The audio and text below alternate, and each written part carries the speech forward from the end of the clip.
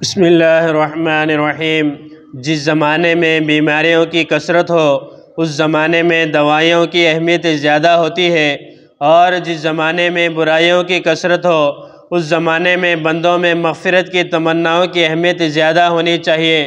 ہم اگر اپنا حساب کرتے ہیں اور اپنی زندگی کا جائزہ لیتے ہیں تو ہمیں یہی فیصلہ کرنا پڑتا ہے کہ آپ صلی اللہ علیہ وسلم بالکل معصوم ہیں، اور صحابہ کرام بھی اللہ کے متقی اور فرما بردار بندے ہیں، لیکن باوجود معصومیت اور تقوی ہونے کے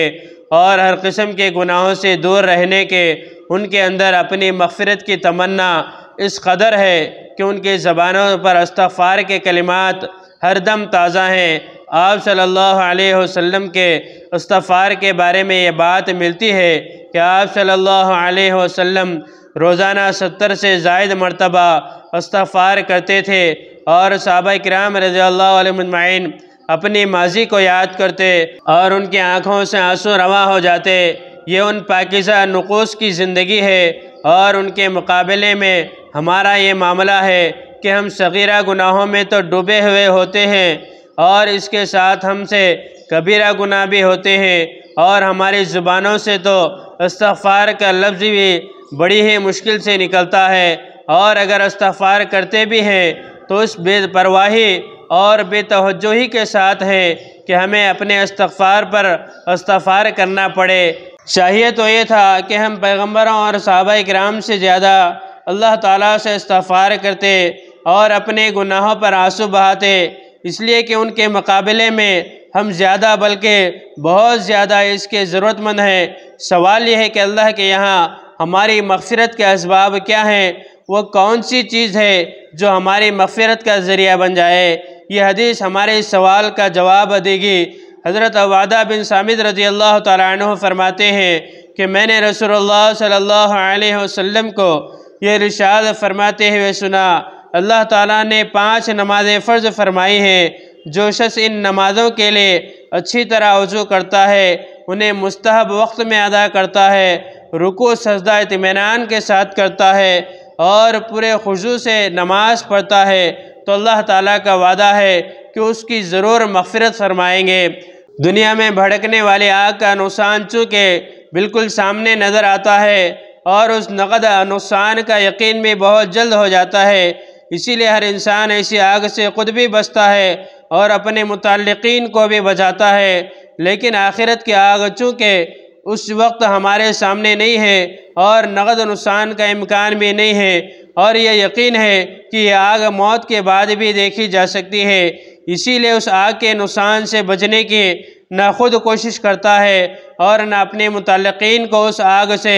بچانے کی فکر کرتا ہے۔ یہ صورتحال اس لیے ہو گئی کہ دراصل ہمارے ایمان و یقین میں کمی آ گئی ہے۔ جس کے دل میں واقعی جہنم کا یقین ہو اور اس کی آگ کی تفتیش کا خوف دل میں سوار ہو، اور اللہ اور اس کے رسول کی نافرمانی پر دوزخ میں ڈالے جانے کا یقین کامل دل میں ہو، تو ایسا مومن کبھی بھی اس آگ سے غافل نہیں ہوتا۔ آج ہم اپنی اولاد کو دنیا کی اس آگ کے قریب جانے نہیں دیتے۔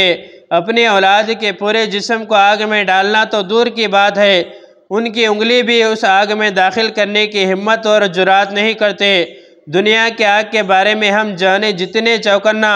باخبر اور محتاط ہیں، آخرت کی آگ کے مقابلے میں اتنے ہی بے خبر اور بے پرواہ اور غافل ہیں۔ ہر مسلمان کی ذمہ داری ہے کہ اس جہنم کی آگ سے اپنے آپ کو اور اپنے متعلقین کو بچانے کی کوشش کرے۔ قرآن مجید نے ہم کو مخاطب کرتے ہوئے یہی بات بتلائے، یا ایھا الذین آمنوا قوا انفسکم واہلیکم نارا، اے ایمان والو تم اپنے اور اپنے گھر والوں کو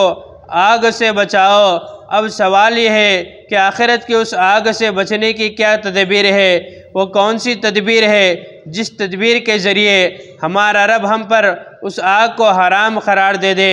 چنانچہ حضرت حنظلہ اسیدی رضی اللہ تعالیٰ عنہ سے روایت ہے، حضور صلی اللہ علیہ وسلم نے ارشاد فرمایا،